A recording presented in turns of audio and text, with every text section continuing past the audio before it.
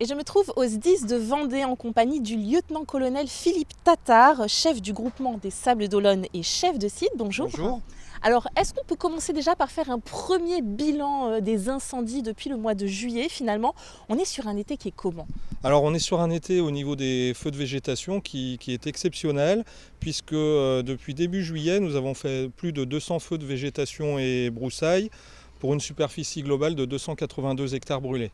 Et ça c'est beaucoup comparé aux étés précédents? Oui, c'est beaucoup. D'ailleurs on peut voir que dans les autres départements on a des feux très importants qui sont survenus. Et donc pour la Vendée ça reste aussi une situation exceptionnelle même si nos superficies boisées sont bien moindres. Alors là, depuis la fin de semaine dernière, il pleut. Est-ce que ça, pour vous, ça veut dire que c'est un petit peu plus calme? Alors oui, en fin de semaine, avec l'évolution de la météo, on a noté un retour au calme, puisqu'on est à nouveau en risque modéré à très faible au vu des précipitations, mais ça peut repartir malgré tout assez rapidement si la chaleur et le vent reviennent.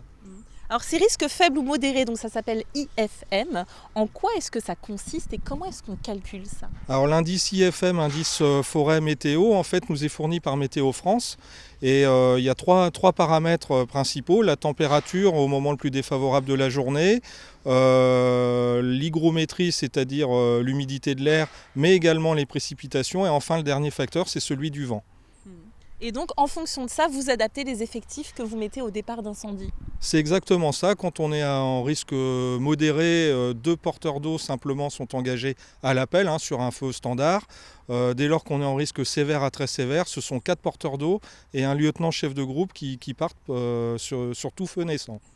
Donc là, on a dit on est revenu en risque modéré. Ils annoncent des chaleurs pour la semaine prochaine. Est-ce que ça veut dire qu'on risque de repasser en risque élevé?